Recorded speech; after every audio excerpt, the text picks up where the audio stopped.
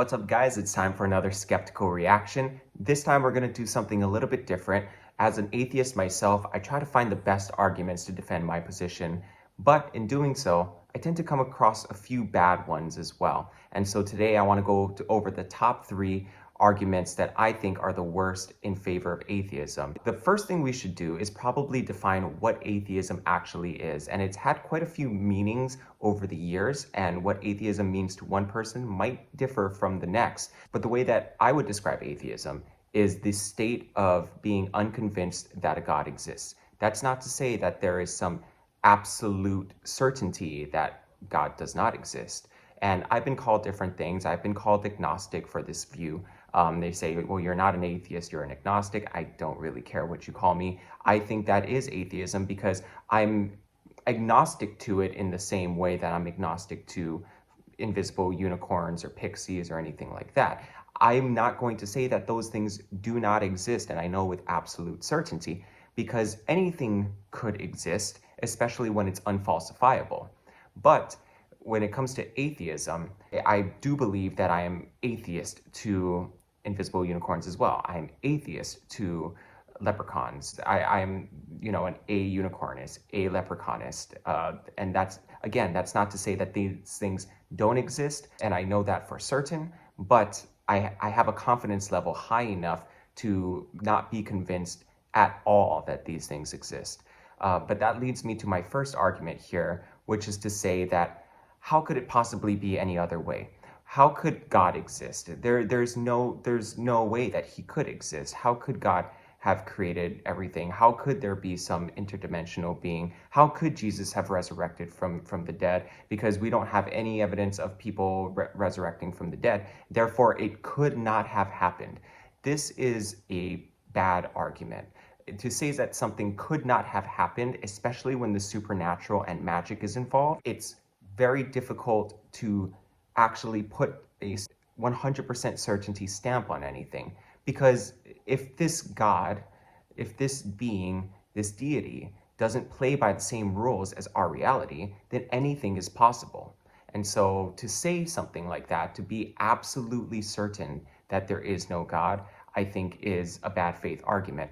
And I think you can be 99% sure, but you have to leave room for that 1% if you're going to remain a rational person. So my second argument usually comes from the fact that somebody is arguing about the origins of the universe and our existence, things of that nature. And then somebody says, well, if the universe had a beginning and God had to create it because everything has a beginning, then who created God? Well, again, we're dealing with a being that is outside of our reality.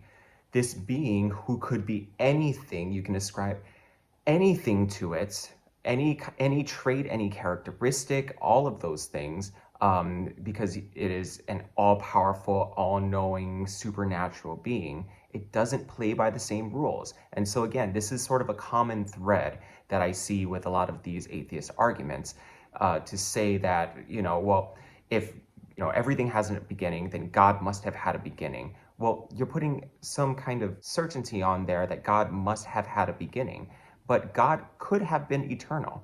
God is a supernatural being in the minds of theists, and therefore the concept of being eternal, of having no beginning, makes sense to them. It might not make sense to you, but at the end of the day, your argument actually isn't going anywhere because you're arguing against a supernatural being that can be and do anything. The third bad atheist take is religion sucks, God is terrible, therefore you shouldn't believe in God.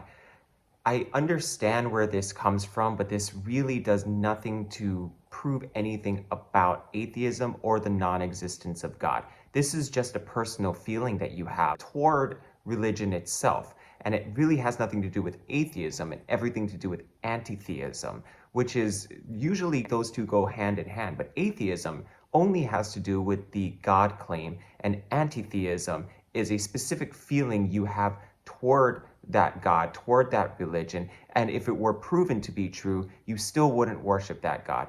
I hold that same idea, but really it has nothing to do with the existence of this God.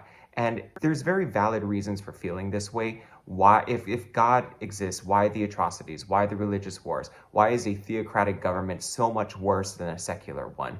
These things are always going through our heads. And so when we get into these kinds of arguments, we tend to end up going down this kind of route. And, it's not really said specifically that, oh, because religion is bad, therefore God doesn't exist. But a lot of times that's what the conversation sort of alludes to. And I think it's something that atheists should try to stay away from if we're actually trying to defend the position of atheism and not just criticize religion. Religion does deserve criticism. There is so much to criticize about religion. There is so much wrong with it, and there is so much validation within the stance of anti-theism. And I'm not saying that that's wrong.